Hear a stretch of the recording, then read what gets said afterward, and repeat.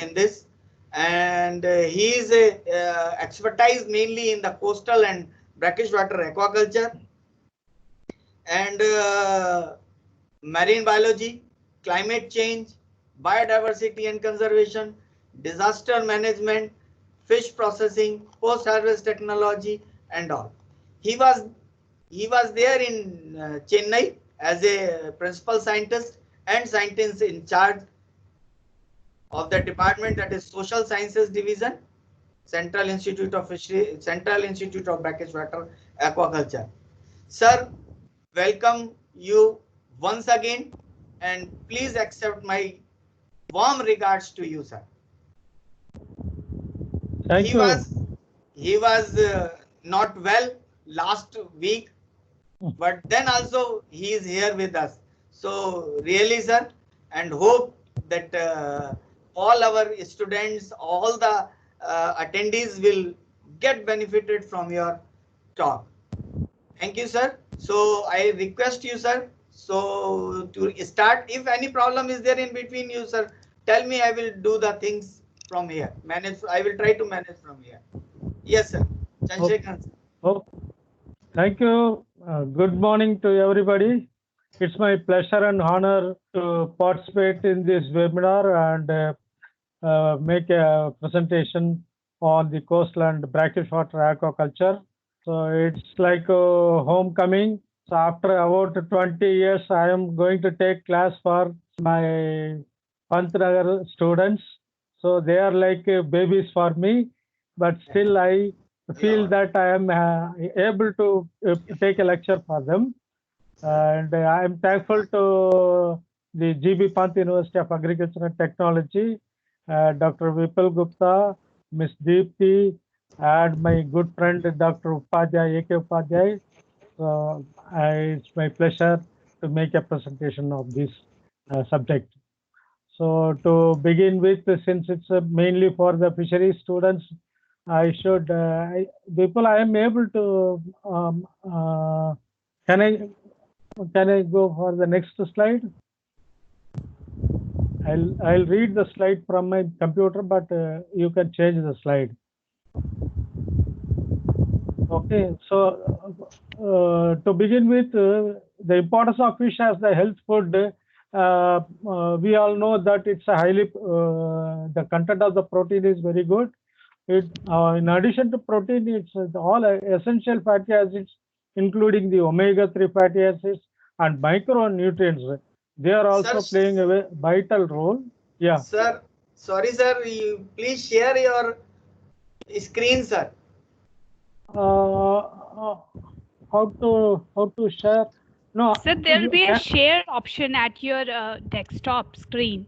After the mute option, there will be a share option. If you will click on that share option, that will provide you which window is supposed to be opened. Actually, I'm using my mobile. Vipul, can you open the PowerPoint what I sent to you? Sir, I didn't get it. I did not get it, sir. Oh. It is in Gmail. You have sent it? Yeah, it's in Gmail. Since the size is... I could not get it. I'm sorry. Again, please send me again, sir. It was getting loaded in Google. And can you see now? It will take a few minutes, I think. I didn't check that it reached you. It's just a few minutes.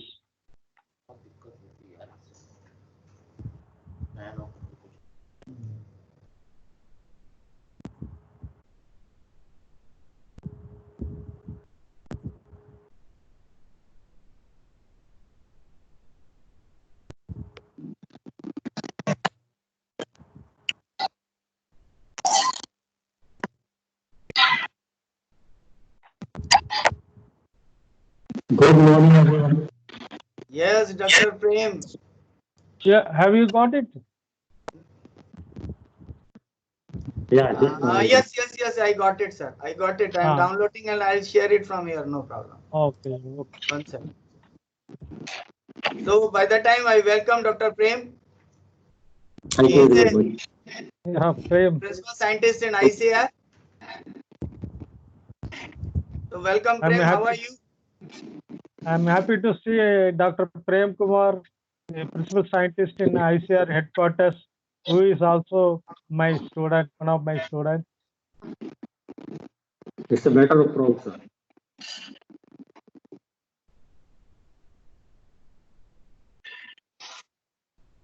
Sorry for the delay. There was a problem No, in no, I'll do installing it, sir. Teams. I got it downloaded and just sharing it.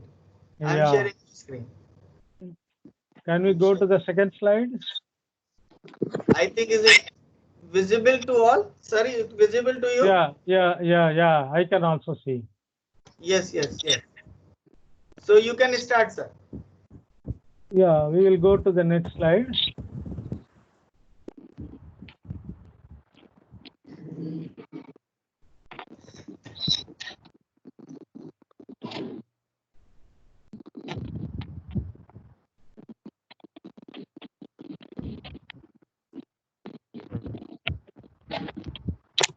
So fish is a healthy food because of its not only the protein content, but it also has many essential fatty acids, including omega-3 and micronutrients.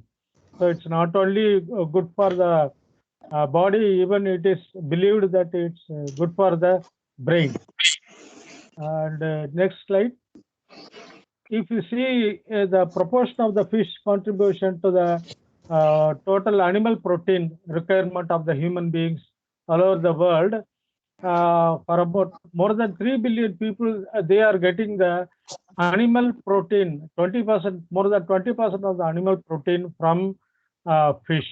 And many developing countries, they are depending on the fish as it's relatively cheaper protein when compared to the mutton, chicken, beef, etc. And you can see the list of countries over here: Cambodia, Maldives, Sierra Leone, Gambia, many other countries. More than 50% of the protein, animal protein, they are being contributed by fish. So fish is an essential nutrient food item for many of the people in the world. Next slide, please. Okay. Next slide, please.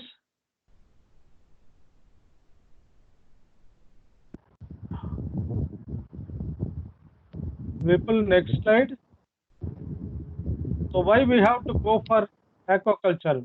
When we get a lot of fish in the natural waters, one can go and always catch the fish and eat. Why we have to take the trouble of growing the fish, putting them in the pond and feeding them and watching them whether they are live or dead? Why we have to take trouble, all these troubles, and then we have to grow like this? See, that the thing is, next slide. In the natural waters, the fishery resource is getting dwindled year after year because the fish catch effort, it's getting more and more. And okay, so fish catch is getting more and more. Because of that, the natural population renewal is when compared to the renewal of the natural population, the fish catch or the fishing effort is getting more and more. Because of this, the natural fish population in the wild, it is getting dwindled. So what is the best alternative? We can increase the population, and we can meet the demand of the people by aquaculture. By aquaculture, you can see the demand can be met, number one. Number two, we can produce the baby seeds in the hatcheries and release into the natural waters. So the natural fish population, they can increase or they can be stabilized. And there are two aspects in aquaculture. One is the hatchery seed production technology and the grow out culture technology. So both these can individually or in combination, they can be used in the overall fish demand all over the globe. Next slide, please.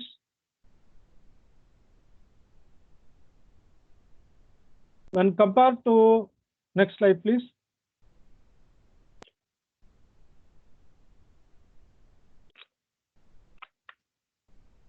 when compared to other animal protection sectors, livestock and all, you can see aquaculture, no, previous slide. Aquaculture, its annual growth rate is very high. It's about 8.8 or say 9 to 10% every year, whereas the livestock growth rate is only about 3%. Moreover, 50% of the fish that are being used for human consumption nowadays that is coming from the aqua farms. Farming sector is contributing to about 50% of the fish consumption for human beings. Naturally, apart from the nutritional enrichment, it also provides employment for many people all over the world, particularly in Asia. Next slide, please.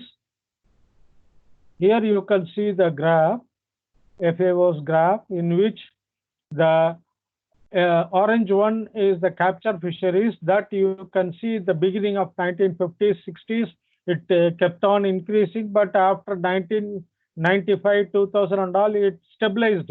What it means, the production in the oceans and in other waters that has been stabilized or getting decreased. Whereas you can see the blue one, which is keeping on increasing. That means the production from aquaculture is keeping on increasing. That is why we can now meet the demand of the increasing demand of the fish consumption of the human beings.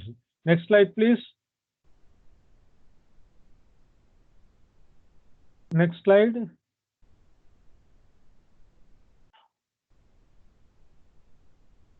If you see the world capture fisheries and previous slide. If you see the world capture fisheries and aquaculture production, after that, the status of world capture fisheries.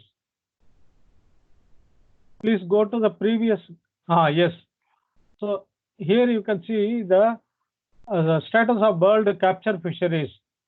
Even in the year 2006, 23% of the total world fishery has collapsed already, and 34% of the total world fishery has been overfished, and 42% of the total fishery has been fully exploited.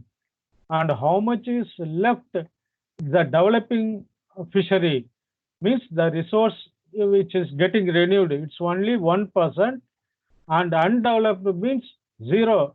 Nothing is going to be newly developed. What I mean to say is our exploitation of natural fishery resource is in a dangerous situation, means it's very much low. So to compensate that, we have to go for aquaculture only. Next slide, please.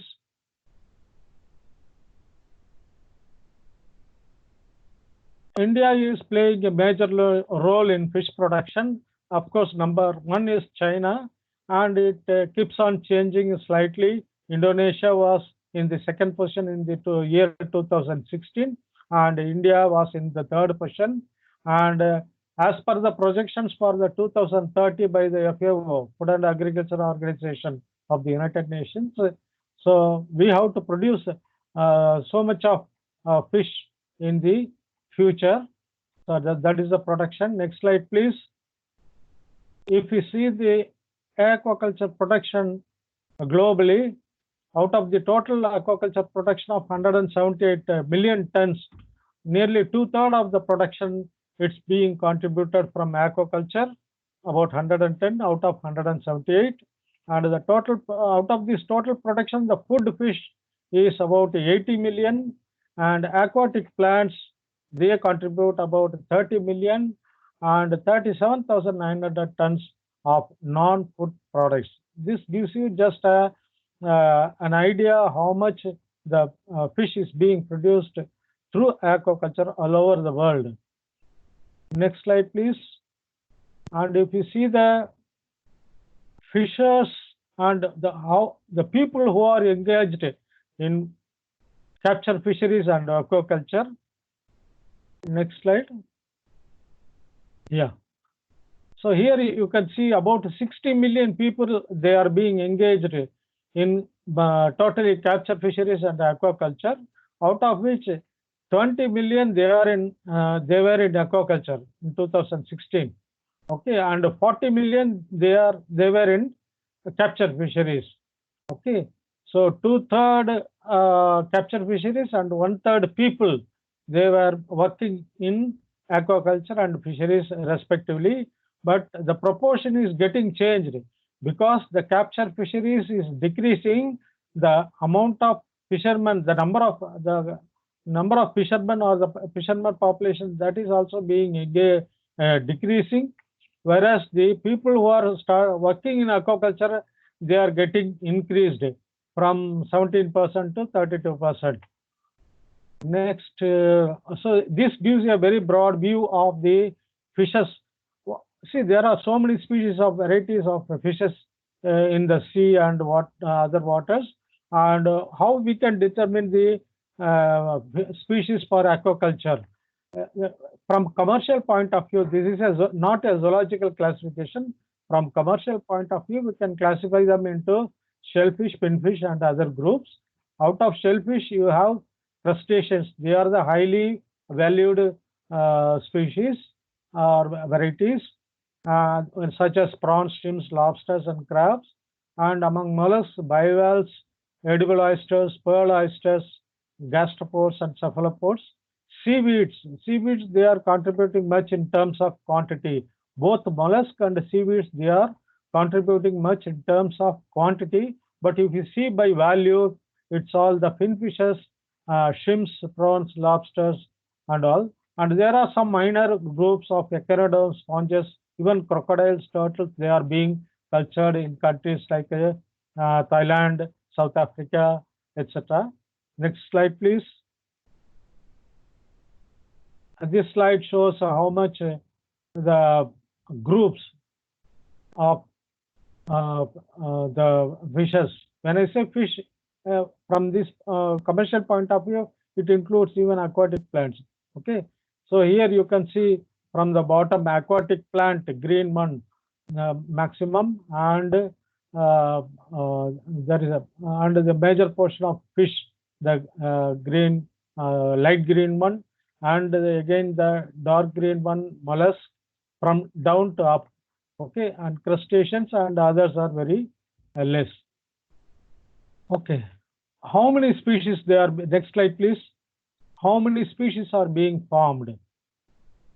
So all over the world, aquaculture involves about 580 species or groups of species, and out of which 362 finfishes, including some hybrids, they are being cultured all over the world.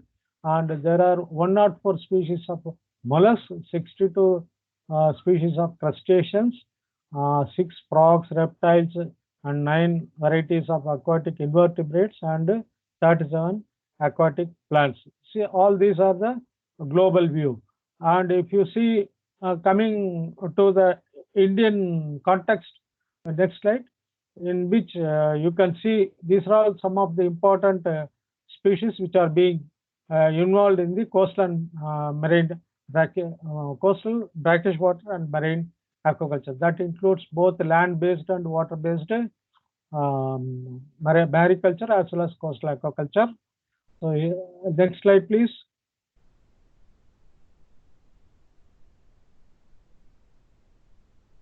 Next slide.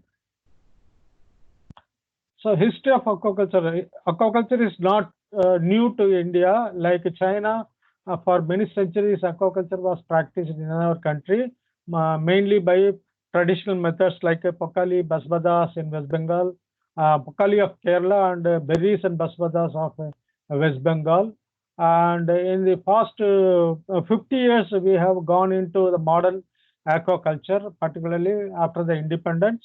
And the green revolution took place, the blue revolution took place in the freshwater initially, and then followed by the coastal aquaculture, particularly the shrimp farming. Next slide. So when I say coastal and brackish water aquaculture or mariculture, this diagram gives you an idea, particularly the non-fisheries people. So here you can see the land area which is near to the sea. So this area is the intertidal area, and this is well inside the sea, the Nearctic zone. Okay, so all the land-based aquaculture, they are being practiced in the lowland area. Here, what I have mentioned, lowland paddy area in Kerala, tapakali culture, it is being both paddy culture as well as fish culture, shrimp culture, they are being done traditionally. In the modern shrimp farming, these areas, they have been converted into, not all, the suitable places as allowed by the Coastal Aquaculture Authority. They are being converted and they have been used for shrimp farming as well as fish farming and all. And this intertidal area is a very dynamic area and highly nutritive. The nutrient content is about 20 or 30% more than the open sea, and many of the non-fed aquaculture systems like pearl oyster farming and cage culture of the fishes, all these can be practiced in the intertidal area.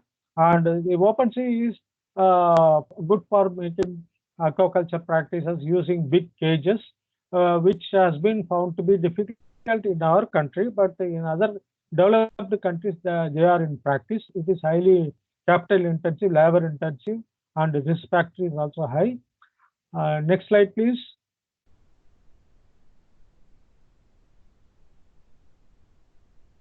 So overall, the aquaculture can be classified into extensive, modified extensive, semi-intensive, intensive, and even super intensive type of aquaculture. So mainly it's depending upon the quantum of input and quantum of the output.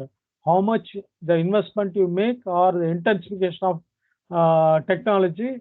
So it depends on that. It is being called as the extensive. If it is a traditional type of culture with low input and low production, then it is extensive. Slowly the intensity increases.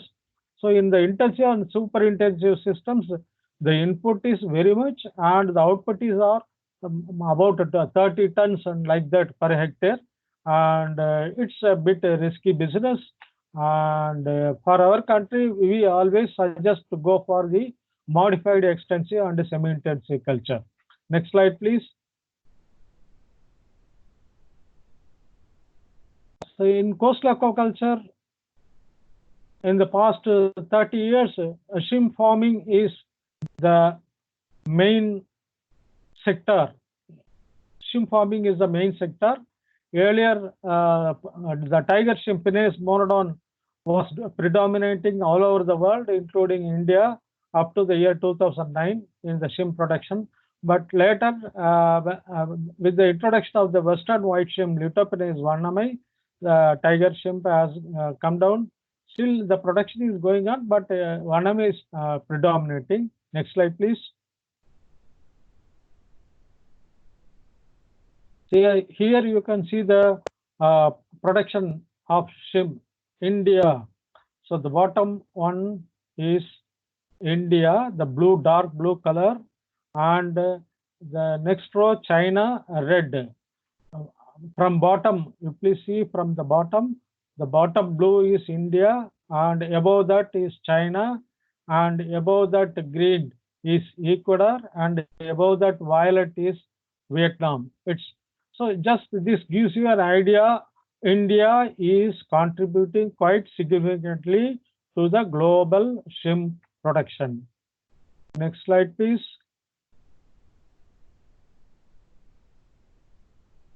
So this is the tiger shrimp, Pinus monodon,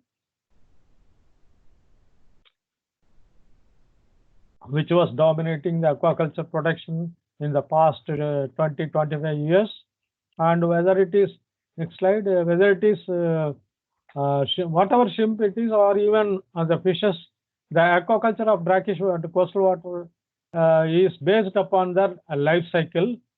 So all these organisms, they have the natural life cycle of adult in the ocean, and the baby fishes, the larvae and post larvae, and the juveniles entering into the estuaries. So this natural phase of their life cycle, we are taking advantage and we are making them to grow in the brackish water. Otherwise, a totally marine form, you cannot make them to grow in the brackish water because of its physiological setup. Next slide, please. So why Vannamai now it is occupying? Vannamai is occupying. There are so many advantages and some disadvantages, but I am just mentioning only a very significant aspect point that the production cost is very low when compared to the tiger shrimp. That is one of the main reasons. And apart from that, it's possible it could the FCR is good and it accepts whatever the feed it is being given and whatever the fluctuating environmental parameters. Unlike tiger shrimp, the Vannamai is able to withstand. There are so many good things about this Vannamai. That's why it is all over the world. The Vannamai farming has took over. Next slide, please. Here you can see the photograph of shrimp. Next slide, Vannamai.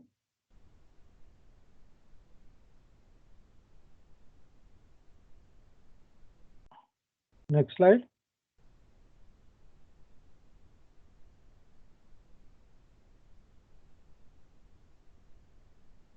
Vipul.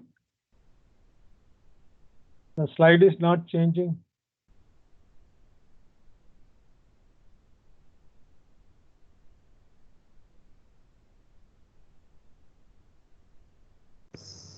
Okay.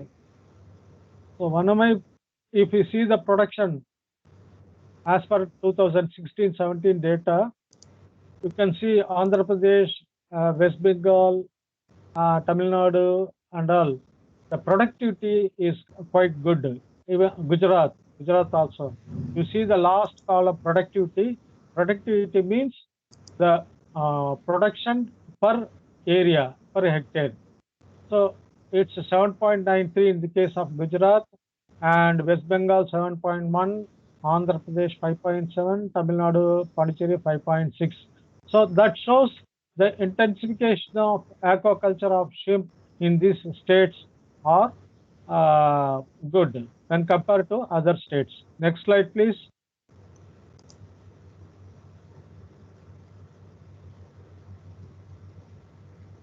So here you can see the growth in the Vannamai production from the year 2009. There is a tremendous increase in the aquaculture production of Pinnace Vannamai. Next slide. So as per MPDA 2019 data from the production of 2017-18, it's about 6.2 lakhs. 6.2 lakhs tons from 93,000 hectares with a productivity of 6.6. So that is the latest available data of the shrimp production. So you can be always proud. India is one of the major shrimp farming countries in the world and exporter. Next slide. Apart from this tiger and Vannamai, there are some species. There are some species which are suitable for aquaculture in our country. This is Japanese kuruma shrimp, Marsupinnace japonicus. It's a beautiful shrimp and it is having a very good demand. Live ones, they are having very good demand in Japan. This is very much available in India also. SIBA did some work of this hatchery seed production, but since there is no demand in the industry side, SIBA did not continue with that. And next one, Indian white shrimp. This is our own shrimp. Next, Indian white shrimp.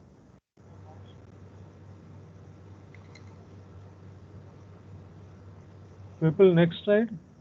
Yes, sir, I changed it. So this Indian white shrimp is our native species. It's a very tasty species. It is a cousin of L. Vannamai, and this is a best species for our country, but we have to still work out the pros and cons from commercial point of view. Collaboration with aquaculture sector, the industry, that will also throw much light on its practical utility for aquaculture. SIBA is now promoting these indicas, and much research is going on, and domestication would be the dream. It would be the good thing that if we are going for it in a full-fledged form. And next slide, please. Merguensis. This is another species which is having a discontinuous distribution in India. That is on the west coast, Gujarat and Maharashtra, and on the east coast, Orissa and West Bengal. Natural distribution, they are found in abundance. And this is another cousin of Penaeus indicus. And this is also a very good species for aquaculture. Particularly, this is suitable for Gujarat, Maharashtra, and Calcutta, West Bengal and Orissa, because during winter the temperature goes down in these states, and during winter situation, when compared to indicus and monodon, this species can withstand better, and that's why SIBA, next slide, we have gone for the hatchery seed production technology. It was developed, and even seeds were produced, and they were supplied to the farmers in the next slide, farmers in Gujarat, and for about 3 years we did next slide. 3 years we did the demonstration with some farmers over there, and the production is okay. It's not so good, about 1 ton per hectare, so it is just okay.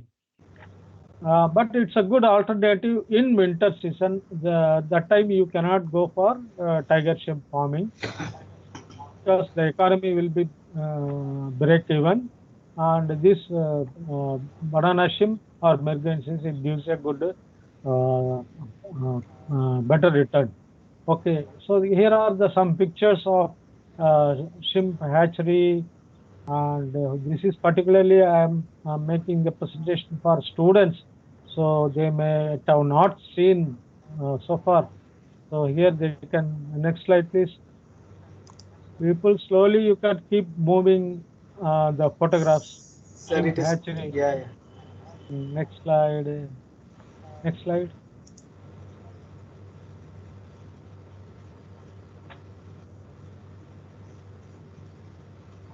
So shrimp hatchery is one very ordinary type of shrimp hatchery. Otherwise, reputed shrimp hatcheries are with the high-tech technologies. When you are on tour, you can see all those things. And any hatchery should have the nutrients for the larvae.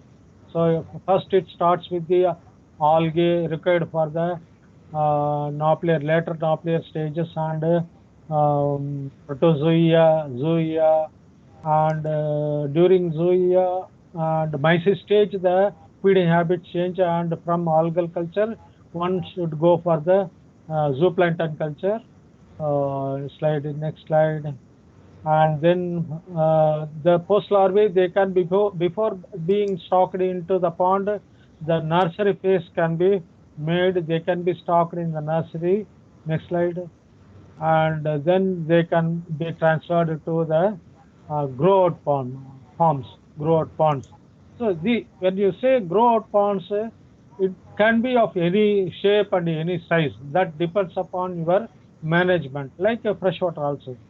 So here in shrimp farming, the general rule is it is better to have a rectangular shaped pond for better operations, day-to-day management as well as final harvesting. And in the case of shrimp farming, if the intensification is bit high, you have to go for added machines like aerators, paddle wheel aerator, long arm aerator, like that.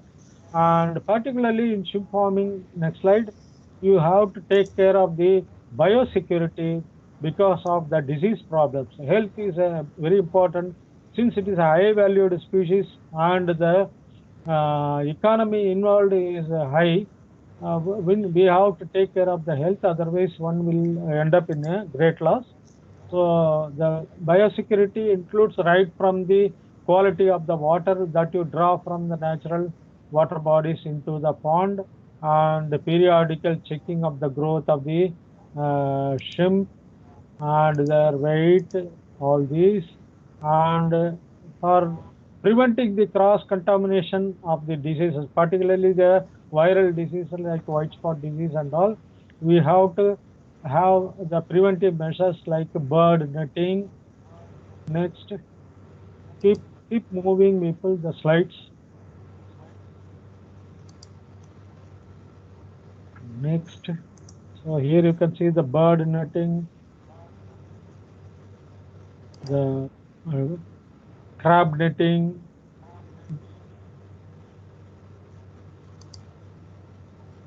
So aerator is a must for very good production. When the intensity of stocking is more, definitely the aeration is required highly. And the personal hygiene of the structure as well as the personal hygiene is also important. Next slide.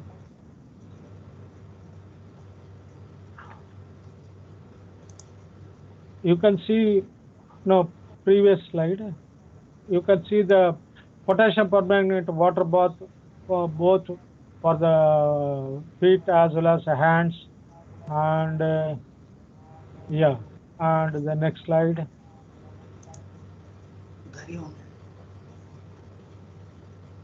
So these are all if you visit any very good shrimp farm, you can find all these in place.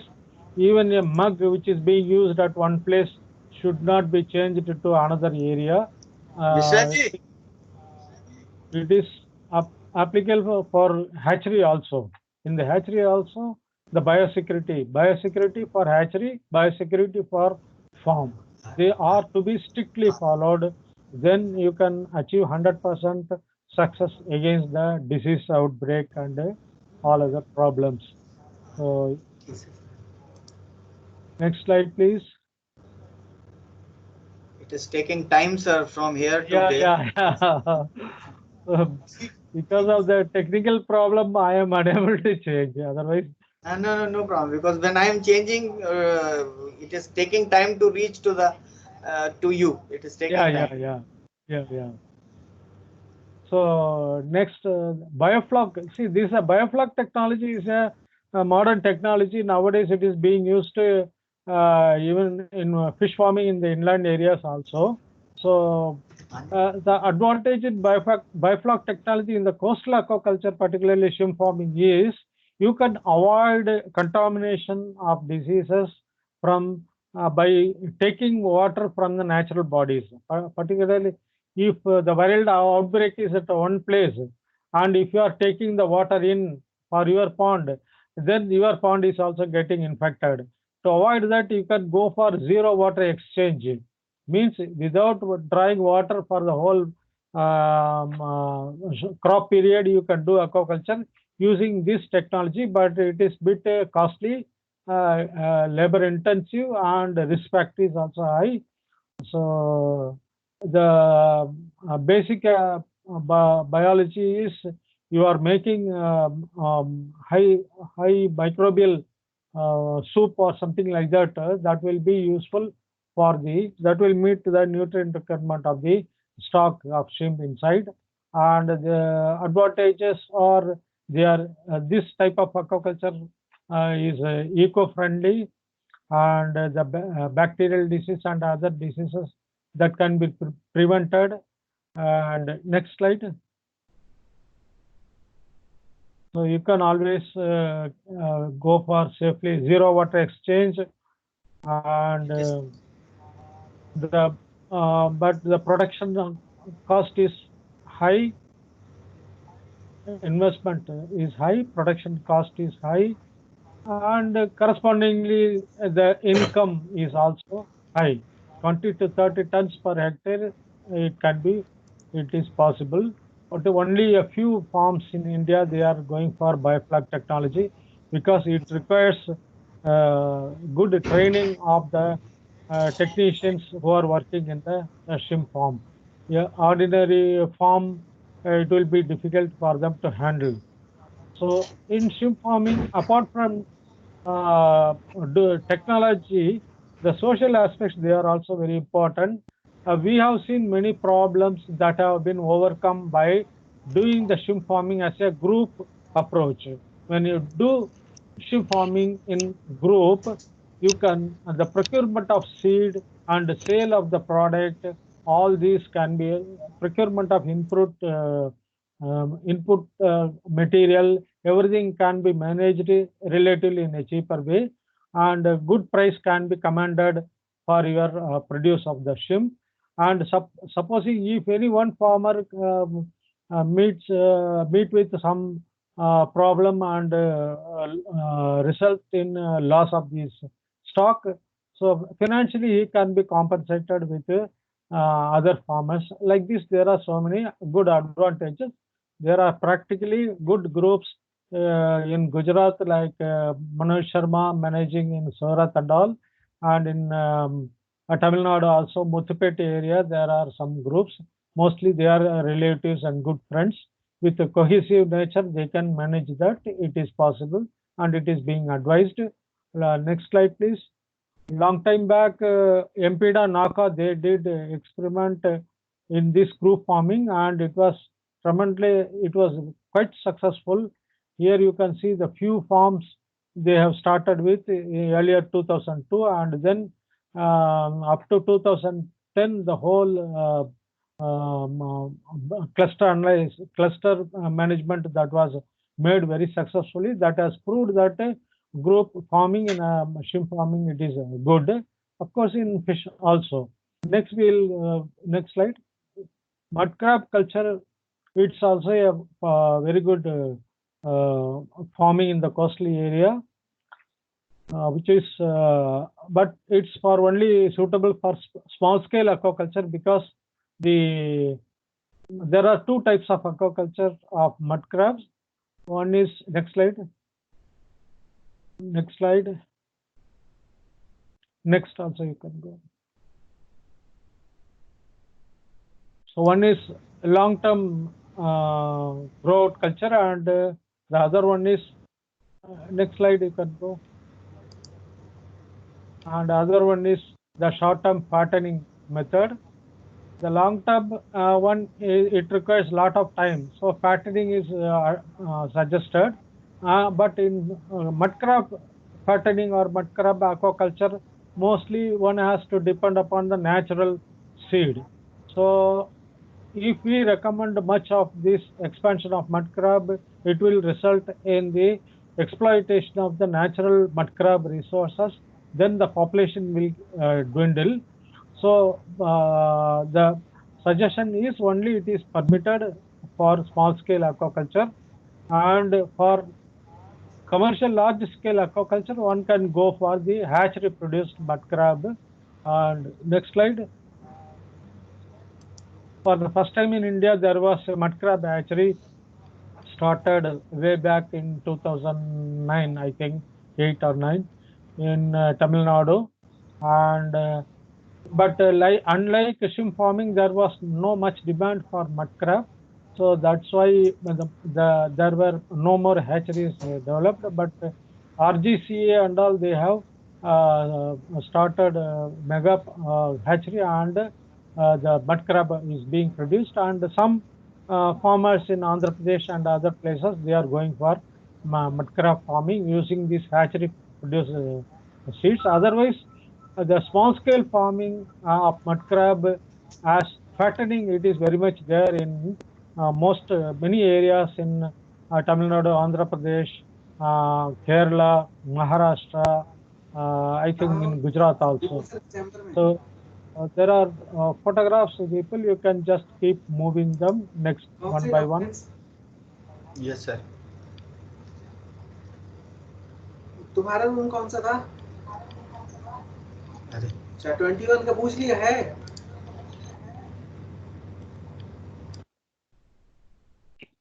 Next slide. You can go to the cages photographs.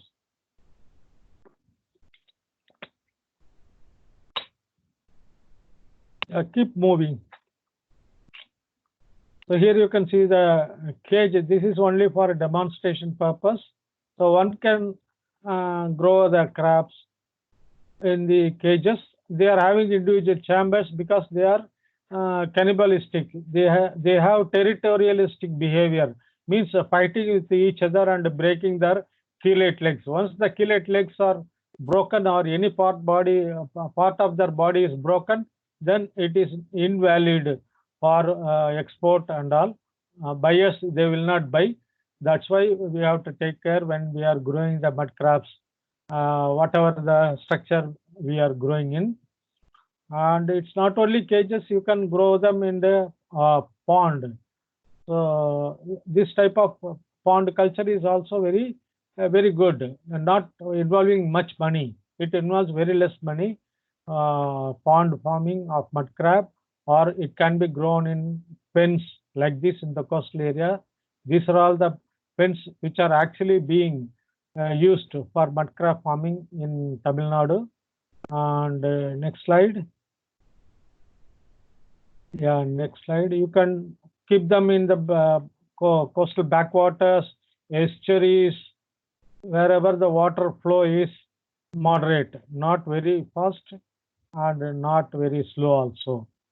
Even as a family, they used to engage.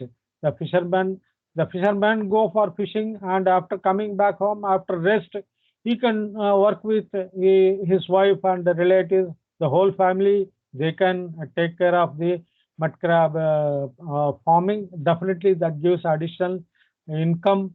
And whatever material you get, you can use them like this plastic drums. They can be used. You have to put pores and you can use them. Whatever, some even waste material, they can be used. One pond which can be used for fish culture, one corner you can use it for mud crab farming. So any material, whatever available, even the farmer can be an innovator when developing the technology. Of course, the scientists from the national institutes, they can help. From the universities, they can help in the verification of the technologies. And in the case of places like West Bengal and Orissa, it is very common to use bamboo split cages because the material availability of bamboo, it is very good. Next slide. So this type of bamboo material, it is very common for even catching the fish and all. They are being used in Orissa and West Bengal. So any material, even some waste material you can use for this mud crab farming. And when you are making the pond, you have to keep some fence. The fence are to be slightly angled towards the inside of the pond, so that even if they try to escape, climb up, then they will fall down and they cannot escape. And these are all the feed material, the meat what you collect from the coastal areas like trash fish, mussels and all, they can be used. And after the hardening, fattening is not adding fat to the animal, it is adding protein to the animal. So it is hardening. Here you can see the muscle content in the chelate leg. Okay, after hardening in 1 month or 40 days, the mud crab, it becomes hard and the weight increases, and now it is suitable for harvest. And apart from that, we have soft shell crab culture technology. It is very much popular in the Southeast Asian countries like Vietnam, Thailand, Singapore, Malaysia, Hong Kong and all. And in India, RGCA, they are giving a very good training for about 3 days or 1 week or something like that. And people can attend that and they can go for this soft shell crab culture. Soft shell crab is the one in which the shell of the crab is soft, which is useful for processing. Means live crabs, you can keep them in frozen condition or iced condition, so that live it can be airlifted for export to countries like Singapore and re-exported to Hong Kong, China, etc. And this is the latest indoor vertical crab farming that is now it is expanding in India also. People are trying. I think that Mr. Sunil Kumar Singh in Gujarat is trying, and I'm not sure whether he has established or not. He may be listening this lecture. After the lecture, I will discuss with him. And so small scale level, even exclusively women, the fishermen, when they go for fishing, the women, they can do this as like a hobby. They did not get bored, and they can earn money using this mud crab in the pond. And when there are lot many things to say, we'll go for next to fish culture, sea bass farming. I'll go bit fast. Next. Yeah, sea bass. Asian sea bass, Latus carifer. This is a very tasty fish, a sturdy fish, and one of the sought after species all over the world, particularly in the Southeast Asian region. And it's a protandrous hermaphrodite. Means the young ones, they are male, and the older ones are female. Because of this, the brood stock maintenance, development maintenance was having a problem. But now that technology in 1997, it was developed in SIBA for the first time in India for the hatch seed production technology, and the technology was further refined to produce the seeds through induced breeding all over the year, round the year.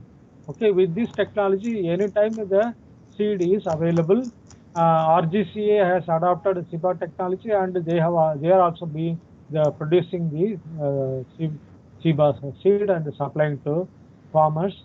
And SIBAs can be cultured both in cages, pens, and all. People, you can keep moving the slides.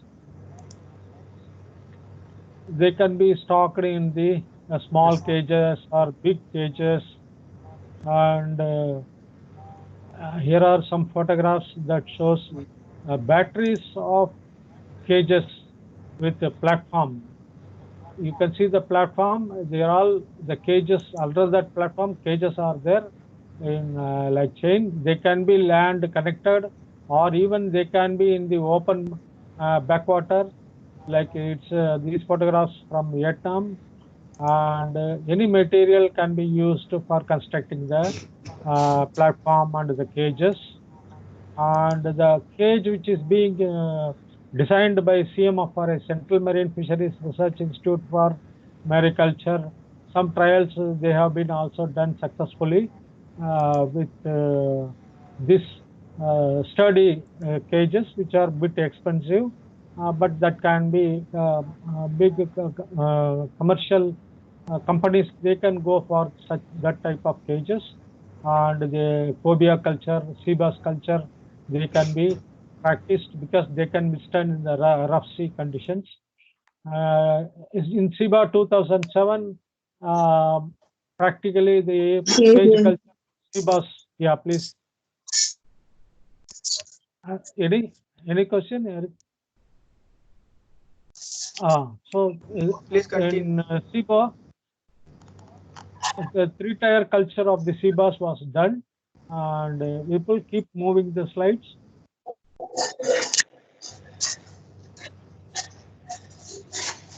People keep moving the slides. Yes, This sir. type of cages are also used. Next slide. Next slide. That this one, sir. Yeah. See, like other shrimp also in sea bass also, the nursery rearing is important because they are carnivorous forms. They are carnivorous and they are cannibalistic. To avoid the cannibalism, we have to go for the nursery rearing. by grading, and then the survival rate can be increased. And SIBA has developed also specific pellet feed for this SIBAs. Otherwise, earlier feed from Australia, it was a bit costly, it was imported and it was being used. Now, relatively cheaper feed is available, produced by the technology from SIBA. Next slide. SIBA did three-tier model of cage farming of SIBAs in Tamil Nadu in open brackish water area, and repeated trials are being tried in Pondicherry also. Milkfish is another species which is having a very good scope for aquaculture. The countries like Taiwan, Indonesia, Philippines, the milkfish is very popular, but in India, you can go further down. People change the slide. Yes, yes, it is taking time. Photographs are taking time, sir. Oh, So, okay. yes, sir. So this is the nursery hoppers. Yeah, for, this nursery now. Then 3-tier. Yeah. So milkfish, it's a herbivorous form. It doesn't require much protein food. So its input cost is relatively less. But there is no good demand for milkfish in our country. But the moderate domestic markets are there. So considering that, if any entrepreneur is starting milkfish farming, he can study the market demand in the local market, then he can start the milkfish culture, and then it is good. It's a low investment, low output sort of this operation, and risk factor is very, very less, not like shrimp farming. And after milkfish, mullet is there. This mullet is a very popular fish, very common fish found all over the coastal area of India. It's a very tasty fish. Fortunately, its culture is limited only to the traditional type of farming, because its hatchery seed production has been a problem for the past 30 years. SIBA has been trying its maximum. Only last year they could meet with some success in the seed production, but the technology is yet to be standardized. The other fishes like groupers, Central Marine Fisheries Research Institute, they have developed technology for the grouper fish seed production. And once the seed production technology is developed, that is like a half success. So the other half is the grow technology. So when these two technologies are fully developed, then it is ready for commercial adaptation. And grouper is a very tasty fish, oily fish. Earlier there were problems in the production all over the world, hatchery seed production, but now CMFR achieved the hatchery seed production technology of one species, Epinephrus coides, orange spotted grouper. And next is pearl spot, Heteroplus rotensis, pearl spot. This is a very tasty fish. It is having good demand in Kerala and West Bengal. It's state fish of Kerala, and aquaculture of this species is not very cumbersome. Even hatchery seed production is not at all necessary. One can one can put the baby parent fishes in small ponds, and automatically after some time they will produce the baby fishes, and they can be stocked in the small ponds, and they can be grown. Even it can be grown in the cages, pens in the low-lying shallow waters of the coastal areas. So Kerala, the dish is very popular even in cities like Chennai, maybe Mumbai, Delhi. They serve this Heteroplus pearl spot curry mean dishes. That's a signature dish of Kerala. Next. Cobia. Just sir, 1 minute. That Oh. slides are getting very slow. It Yeah, is taking yeah. time. Okay. Cobia is another fish, which is one of the fastest growing fishes in the world. See, on an average, the fish growth is about 1 kilo per year. If you take our carps like rohu, katla, mirgal, whatever it is, the average growth is 1 kilo per year or per 8 months or something like that. But this cobia can grow up to 5 to 6 kilos in a year. So such a fast growing fish. It is a voracious feeder. Whatever you feed, they eat, like shark. It looks like a shark also. In live, if you see, it looks like a shark. If you put the feed, so all the fish, they rush and they snatch the feed and they eat within no time. So it's having a very good market value, and the seed production technology was developed in SIBA earlier and now in CMFRI, and RGCA is also engaged in the seed production technology and the grow technology. And some farms in Andhra Pradesh and Tamil Nadu, they have gone for this cobia farming, and some success have been achieved. I'm sure that cobia farming will expand in the years to come in the other parts of the country also. There is another species, silver pampano, which was the hatchery seed production and farming technology was developed by CMFRI. And there are three species that are important for the aquaculture of this species. Even though it is a marine species, even in brackish water ponds, it can be grown. It's having a very good market, and in the year 2018, ICR CMFRI achieved the technology of the induced breeding and larval rearing, hatchery seed production. It is suitable for cage culture. Next slide.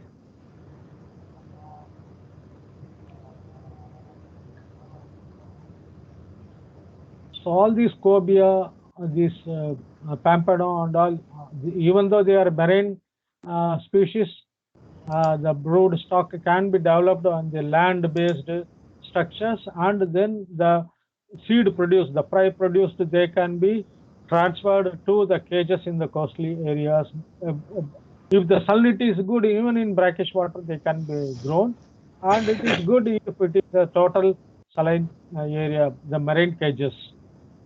The marine cages, it can be established in the areas where there are no much wave action and water current, like Pog Bay, Gulf of Mandar, and Gulf of Cambay, all these areas, and some backwaters of like big backwaters like Vembanad backwaters and all these. So apart from this food fish, there are some ornamental fishes. They are being produced in the brackish water and marine sectors. And the thing is, the maintenance of marine aquarium, it requires salt water. So there are certain aspects one has to take care when we are establishing a marine aquarium or brackish water aquarium. Sir, slide is taking time, sir. Okay. Anyway, I'll just keep talking because they should not get bored. No. You can Just once because. if they. Okay. So I'll show the photographs. Once if it is getting loaded, the photographs you can see Scatophagus argus. Yes, sir. Now it's there. Next one is monos. There are these species. They have been, technology has been developed by SIBA, but total commercialization is yet to be. It will take some years to reach the market. But see, the thing is, in ornamental fishes, it is totally a different world, not like food fish. That is a one world, and ornamental fish, That is another world. So from business point of view, I am telling. So even in the case of freshwater, there are so many varieties of freshwater ornamental fishes. So ornamental fishes here, as you can see in this slide, mainly based on their rarity, uniqueness, beauty, and special features, the price of the ornamental fishes, they are being determined globally. Okay, even shrimps, colored shrimps, they are also highly priced when it is getting the tag of ornamental variety animal. Okay, and can you imagine how much a fish cost, the ornamental fish cost? Here you can see this Asiatic arowana. Of course, it's a freshwater fish. It costs about $500,000. It's about 3 crores of rupees. One fish of about maybe 1 meter or less than 1 meter. So that is the cost of the fish, ornamental fishes. That's why I said it's totally a different world, a commercial world, because there are people who are mad after these ornamental fishes, and they feel proud. And there is a faith, as per the Chinese, there is a faith that even if you keep one this Asiatic arowana, Chinese dragon, right, you become a very rich man within no time. So because of that, there is a good demand, and there is a case you can Google out and see. In Malaysia, one person was poor fellow, he was murdered, and his fish of this Asiatic arowana was stolen by somebody. So murder happens because of the fish. Okay, and there are some many other species like other platinum arowana. One costs about $400,000. One fish cost about $400,000, and there are other marine species like Clarion, $2,500 one fish. And okay, so, and coming to mariculture, this is about open sea culture. In the open sea culture, as I said earlier, the cages are to be very strong. Otherwise, the whole investment will go off. So for offshore farming and offshore farming, you require very sturdy cages, as I shown earlier by CMFRI. And this type of very big structures are there in European countries. They cannot be afforded by the common man. But for your information, I am telling it is possible to make use of the coastal areas for aqua farming. And sea-based water farming, it is quite possible in the nearshore areas like pens, cages, racks, rafts, and long line culture. Seaweeds and all, oysters. Next slide. Seaweeds, oysters, pearl oysters, all these, they can be cultured in the cages as well as in the nearshore shallow areas like racks, rafts, and all. Next slide. So in our country, mariculture, it is being taken care, research and development, it is being taken care by Central Marine Fisheries Research Institute mainly, and they have developed the technologies successfully on the hatchery and growth technologies of pearl oyster, lobster, sea cucumber, all this. Next slide. Lobster is a high valued species. Even the value is higher than shrimps, and there are about 6 species of spiny lobster in our country, and out of that 3 lobsters, they are commercially important. And fattening of these lobsters in cages, the technology has been developed and practiced. Some farmers, they are doing by developed by CMFRA and the NIOT. And mussel, green mussel, brown mussel, there are 2 types of mussels, bivalves are there in our country. And green mussel culture, it is quite edible. Many parts in the west coast, people from in Goa, Kerala, all these areas, they eat mussels, and they are highly nutritious. Only in our country, we are not utilizing them much, but in other countries, Europe, Australia, the mussels are very expensive. The glycogen content of the mussels, they are high, and the meat content is also high. So one can go for rope culture of this. Rope culture can be done suspended from the rafts, floating rafts or anchored rafts. So here you can see the actual mussel, and in Kerala and Goa they are being cultured by rope, long line and all, and it doesn't require any supplementary feed and all. It is making use of the plankton and other nutrition available naturally in the water, and it's only the cost of the raft and the rope, and periodical, of course, maintenance is required. And oyster is another species which is very popular for the past 1 century or even more than 1 century in the countries, in Western countries, Europe, USA, and in the East, Japan, China, and all. In our country, only in some places they are being eaten, and it's a very tasty meat. I myself tasted in Goa, and the edible oyster can be cultured using racks, poles, as you can see in the photograph. There are about 9 species in our country. 4 are commercially important, and this Chrysostom metracensis is the one of the fastest species that can grow. It will take about 8 months or 1 year to completely grow from the spat. And pearl oyster is another commercially important species. There are the white pearl producing animal is called as Sphinctera fucata, and that can be the pearls. They are being produced from these oysters. You may be knowing that if any foreign particle intrude into its mantle cavity, the irritation due to the sand particle or any particle, that makes the animal to produce the solution that is called as calcareous solution. That calcareous solution, that is the repeatedly that is being deposited on the particle and make it smooth, so that the animal doesn't feel much irritated, and because of that the pearl is being produced. So the gem value of the pearl is depending upon the shape, size, color, all these.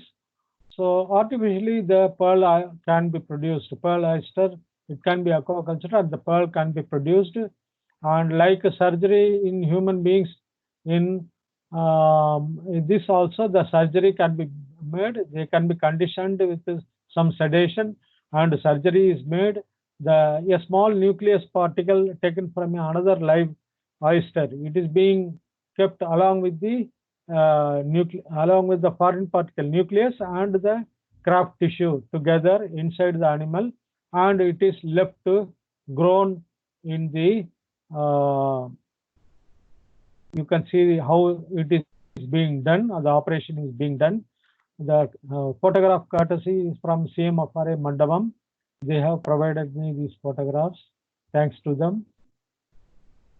So this type of oysters, they can be, after the operation, slowly after 1 day, they can be transferred to the racks and suspended from them, and they can be grown. They may take about 7 to 8 months, and then the oysters can be collected, and you can see the pearls inside every oyster.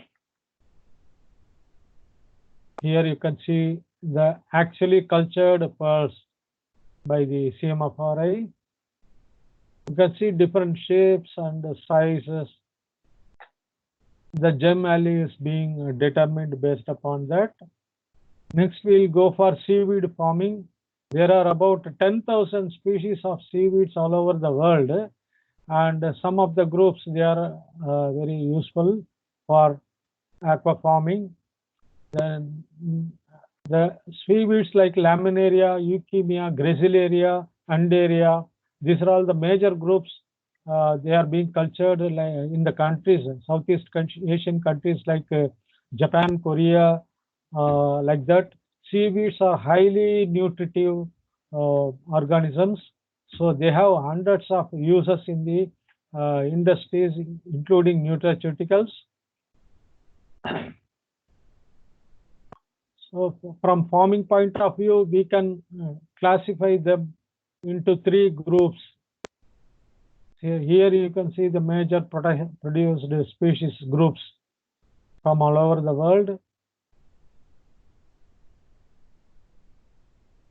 So from commercial aquaculture point of view, we can group them into 3 groups like agarophytes, alginophytes, and edible seaweeds.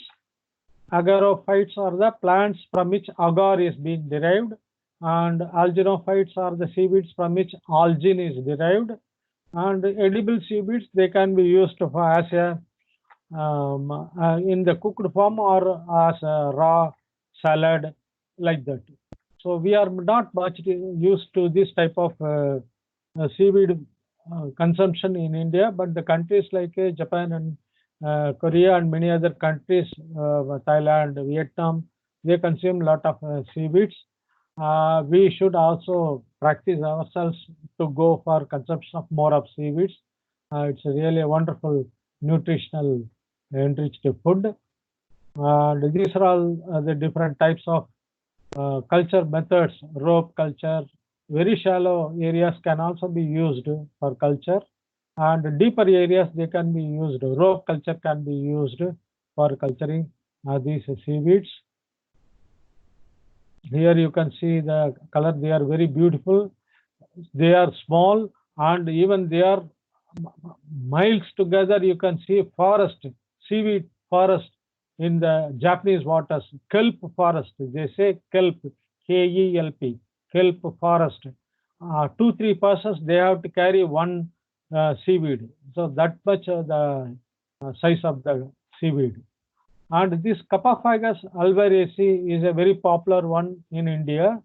And southern part of Tamil Nadu, it is being cultured by women, fisher women in the coastal areas, like mud crab and farming. Here also, the seaweed culture is a very easy method of income generation for them. So they do it very sincerely and they get good money out of it. And you can see how after the harvest they are cleaning it. That is to be dried, and that can be sold to the agar industry or like that. And it is in seaweed culture also there are some issues, problems. Water temperature is a limiting factor. So when selecting the area for aquaculture, we must be very careful about the seaweed culture. Water temperature should never go up beyond the certain tolerant level. Okay, and salinity should not go down. These two are main environmental parameters. And periodically we have to watch for the fish bite. Here you can see the fishes like Siganus javus, rabbit fish, Tetrodon, pufferfish. So these fish are very fond of eating these seaweeds like a salad. So we have to take care of that. Raft sinking, and because when the growth is going up, the raft sinks down, and once the raft touches the bottom, then the seaweed will get deteriorated. And epiphyte growth, some other plant may grow on these seaweeds. So all these are to be taken care when seaweed culture is going on, is being taken up. Sea urchin is one of the important echinoderms, which is very costly. The egg alone is being eaten, and it costs about more than 10,000 rupees a kilo. It is an exportable commodity. There are so many species of sea urchins in our country. So they are enlisted as per Wildlife Act. So we are not supposed to take them out. But for aquaculture with proper permission, the sea urchins and holothurians, they can be cultured. The technologies have been developed by CMFRI. Countries like Japan, Korea, they are doing it. We are yet to start. And sea cucumber, it's a very expensive. It's a very expensive one in the international market. And if you go to China, the highly regarded guest will be served with a sea cucumber soup. Okay, so that is the value of sea cucumber. In Chinese medicine also it is having a very good place. And this sea cucumber, in the case of our country, we have some species of sea cucumbers. Totally 650 species are there all over the world, and in India 200 species are there. And out of them, 75 species they are found in the shallow waters, and out of them 6 species they are being processed. Okay, and this sea cucumber Holothuria scabra is the #1 species, and the ICAR SEMA Forest they came out with the technology of developing hatchery seed production of this and growth, and it requires sand and dried algal bed for growing them. Even in shallow areas in the seas, shallow areas, you can put protective pen and you can grow them. So the technologies, empty number of technologies are available. Only thing is we have to start. This is a new concept, integrated multi-trophic aquaculture.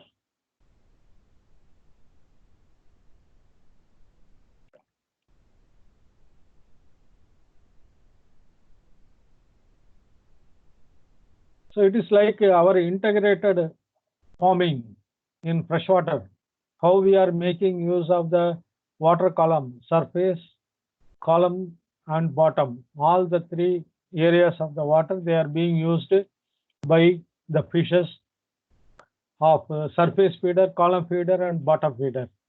So that one nutritional point of view, feeding point of view, the integrated farming or polyculture, it is being used in freshwater. Likewise, in marine, we can use different organisms for making use of the nutrient cycling. That is, the waste of one group of organism that will act as the feed for another group of organism. Here in the diagram, you can see fed aquaculture means the fish which you are giving supplementary feed, you are giving additional energy. So that energy is not being used completely by the fish. It consumes and some part of that goes as waste. So that waste, why we have to leave it as waste? That can be used as a feed by other groups of organisms like our bottom bivalves, lobsters and all, and the shellfishes in the rope culture, and seaweeds, even the nutrient leaches out, that can be absorbed by the seaweeds. So here you can see the integration of fish, crustaceans, bivalves and seaweeds. You are integrating all these together and making maximum use of the space and nutritional availability. So with that concept, we can have much production from the limited area in the given area. Here one photograph, you can see the blue mussel, the cultivated in proximity in the Atlantic salmon. Salmon fish is being produced and blue mussel is also being produced, and the man is holding even some seaweeds you can see. Okay, so this type of culture, it is very economical. So I have shown you what are the different innovations and technologies that are being available for coastal and brackish water aquaculture. So if anybody is going for this type of aquaculture, we have to remember some points. So one should be thorough with the production technology or the technical components of the enterprise before entering into the enterprise. So there are many institutes, universities like Pant University, also College of Fisheries, they are also giving training in the freshwater. Likewise, in the coastal areas, the national institutes and universities, KVKs, they are providing training sometimes free of cost, and one can get trained and get well versed with the technology and then go for the aquaculture of these organisms. So before entering into any enterprise, any business, we have to study the scope of that, the profitable scale, and requirements.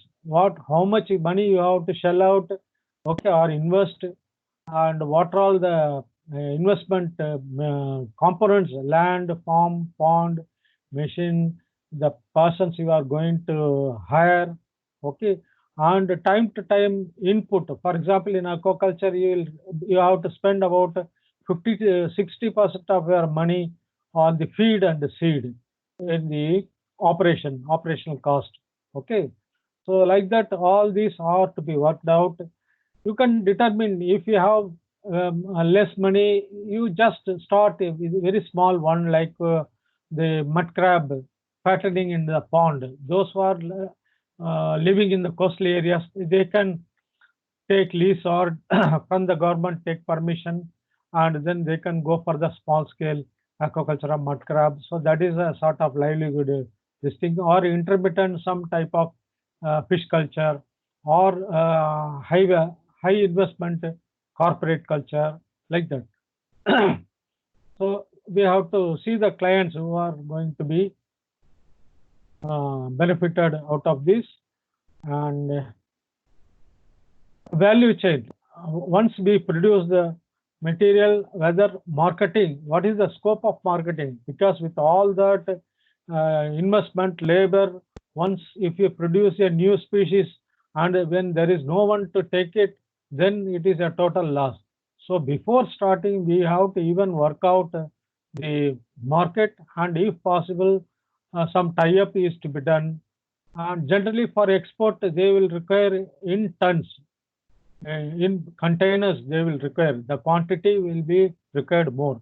So one can look for small, if small production means a domestic market, or some importers, some exporters, they may take in small quantities also. All these are to be worked out. If it is for domestic market, it is very well and good. In the case of ornamental fishes, you can always think of the domestic market. Okay, then it would be good. And institutional support, bank support, you can always explore the possibility of getting bank loans, insurance, all this. You can study if some other farmer has done successfully, for example, bifloc shrimp farming. If somebody has done, before entering into that high risk of enterprise, you please go and contact him and request him and have a look, stay with him and have some sort of training, and then you start your work.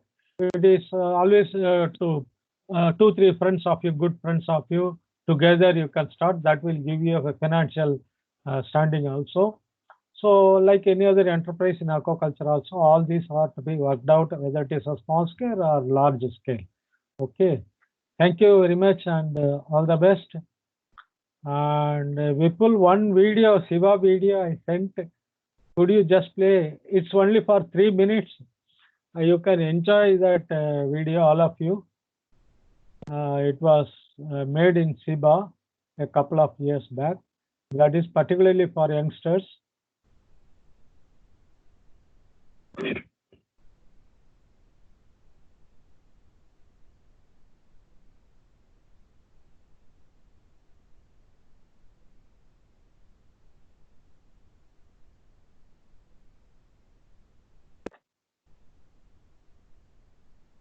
If any questions are there in that, you can, Vipul, you can ask the question. I will reply till the video.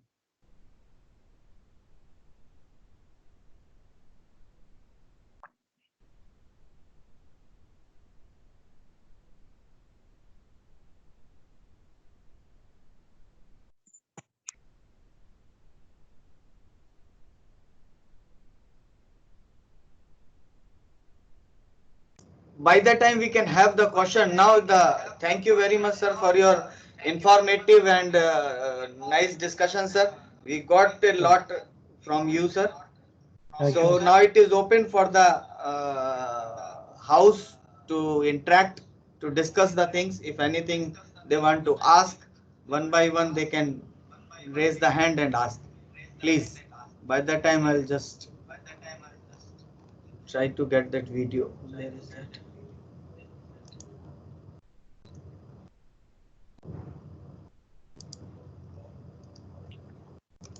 Apart from students, who are all there? Anup Tandon is there. Sunil, that list. Okay, don't worry.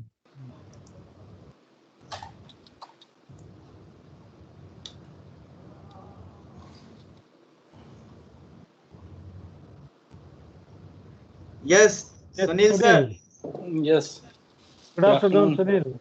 Good afternoon, sir. So I was mentioning you regarding that mud crab, indoor mud crab farming. Yes, I sir. Yes, think sir. you may be the first person to start in India, if I am not wrong. Yes, sir. Last year I did it actually, Oh, very good. Okay. and almost 1,000 boxes, vertical boxes we put there, Okay. and it was very much successful. Actually, little bit time taking and labor oriented. That's all. Okay. We got the juveniles around 40 to 50 grams from Jamnagar area and stocked for a month. Okay. So after stocking almost 13 to 15 days over, and then they start molting. Once they Okay. started molting, we'll just collect it and put it in the fresh water so that the salt portion will come out, and Oh. immediately we'll freeze it. Okay. Just little bit dressing we have to do in the pleopods and all, and then we'll put it for a freeze in the freezer. So you And, are exporting them as a soft-shelled crab. Soft shell, yes, sir. But not much Okay. quantity because it was a trial for me, and we are planning to go for the large scale. We'll involve some people, just like making a group, and Yeah, we'll slowly it will be we'll give. expanding. Yeah. We are trying to provide them almost 1,000 or 2,000 boxes to each person, almost 50. So my target is to put 1 lakh boxes, Very good. so that we can get a bulk quantity and we can export it nicely. Very much demand is there in the actual other countries. Okay. You can train some of the students from Pantanagar also. Yeah, of course, why not? If they they are are interested, interested. if they are interested, we can do it.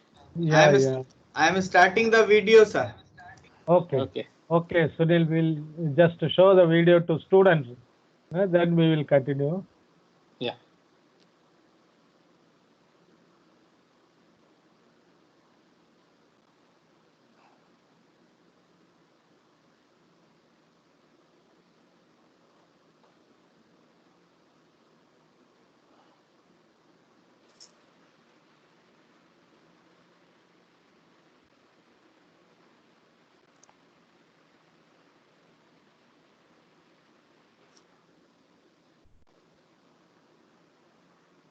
Audio is not coming.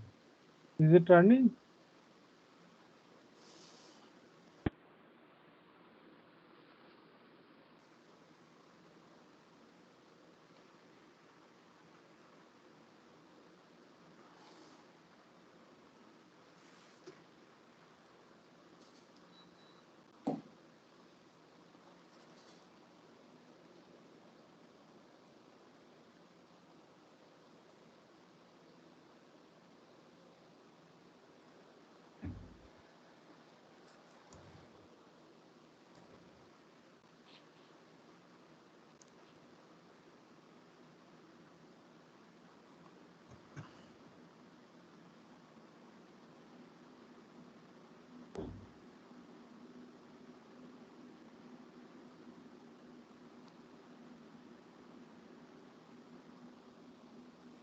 Hello.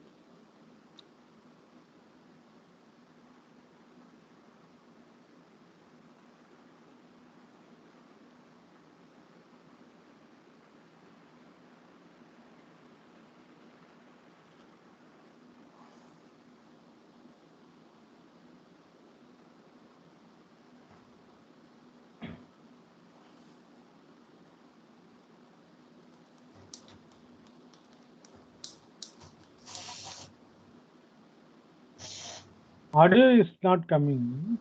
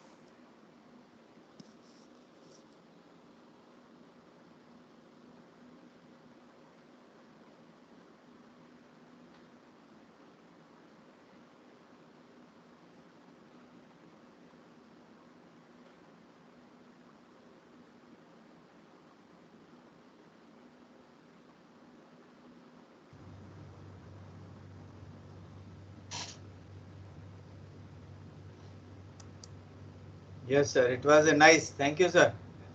Okay. Very nice Audio, video. I could not hear the audio. Audio was there? Yes. Audio? Yes. Yes. Okay. I did not get audio. Anyway, it's fine. Okay. So now it is the time for the question answer. Please, Yeah, one yeah. by one. Okay, Sunil, thank you. Thank you very Sunil, much. yeah, we will discuss later. Thank you very much. Thank you very much, sir. Those are interested, please unmute your mic and then ask. Please, one by one.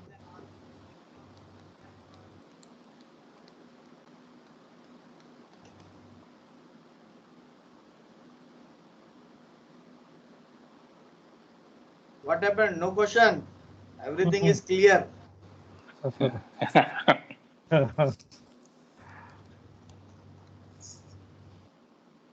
Anup Tandon sir, say something. Oh. I don't have anything to ask. Say a few words, sir.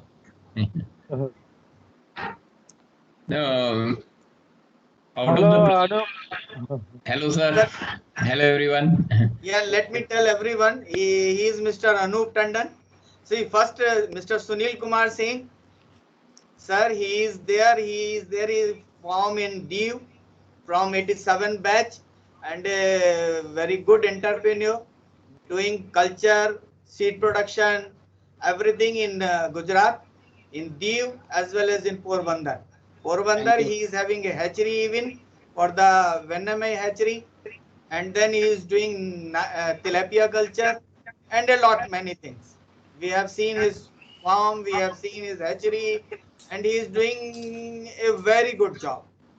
He is MFSC from Mangalore, and now he is not Mangalore. This is MFSC from OUT Bhubaneswar. OUT sorry. Yeah. Thank you. And okay, thank you, sir. Now, Mr. Anup Tandon, sir, from the first batch of our college, 85 batch, and he has did his masters from AIT Thailand. Bangalore and then the AIT, sir, something you did, no? I did a number of training programs from AIT. AIT, Yeah. okay. So I'm alumni of AIT also. Alumni of AIT also, and he visited all over the world. He worked in Madagascar, he worked in Middle East, and so many countries that he will be telling. So I request him to say something. Yes, sir, please. I'll speak in reference of what sir has presented. In fact, all the participants probably know about certain species where we have done, which we are doing. But sir has shown the whole scenario of the future prospects also. And many of these species already are in the process of being either tried or streamlining for the commercial culture in India. And that should be a confidence for all the, in fact, whether it's a students or entrepreneur, that there are a lot more to do. Many persons think that question mark I am seeing from the 90s time, that what next, what will happen? But there are so many things to be done. All the marine fish culture, sea cage culture, oyster, clams, pearl culture, these all still fully commercialized level. It has not happened.